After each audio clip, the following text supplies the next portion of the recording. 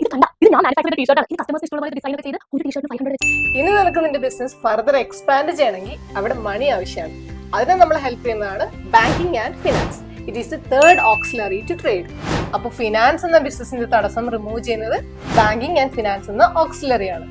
ഇനി ബിസിനസ്സിലെ പലതരം ബിസിനസ് റിസ്ക് വരാം, ലൈക്ക് ഫയർ, തെഫ്റ്റ്. ഇതിന് അഗേൻസ്റ്റ് ഒരു പ്രൊട്ടക്ഷൻ കൊടുക്കുന്നതാണ് insurance. It is the fourth auxiliary of trade. അപ്പൊ ബിസിനസ് റിസ്ക് എന്ന് തടസ്സം മാറ്റുന്നത് ഇൻഷുറൻസ് ആണ്. ഇനി നിന്റെ ടീഷർട്ട് ബിസിനസ് നീ നല്ലപോലെ വിപുലീകരിച്ച് കുറെ പ്രൊഡക്ഷൻ ഒക്കെ നടത്തുകയാണെങ്കിൽ അതിന്റെ സെയിൽ അപ്പൊ തന്നെ നടക്കണമെന്നില്ല. അപ്പൊ ആ ഒരു പീരീഡിൽ അത് സ്റ്റോർ ചെയ്യുന്നതാണ് നമ്മൾ വെയർ ഹൗസിൽ. So it is the fifth auxiliary to trade. അപ്പൊ ടൈം എന്ന തടസ്സം റിമൂവ് ചെയ്യുന്ന ഓക്സിലറി ആണ് വെയർ ഹൗസിംഗ്. ആൻഡ് ലാസ്റ്റ്ലി, നീ ടീഷർട്ട് വിൽക്കുന്ന കാര്യം നാലാൾ അറിയണ്ടേ? അതിനെന്ത് ചെയ്യണം? അഡ്വർടൈസിങ് ചെയ്യണം. It is the sixth auxiliary to trade. അപ്പൊ ആൾക്കാർ അറിയുന്നതിലൂടെ അഡ്വർടൈസിങ് നോളജ് എന്ന തടസ്സം റിമൂവ് ചെയ്യും. അപ്പൊ ഇത്രയൊക്കെ കാര്യം ഉണ്ട് അല്ലേ? അപ്പൊ മില്യണർ ആവാൻ കുറെ സമയം എടുക്കും.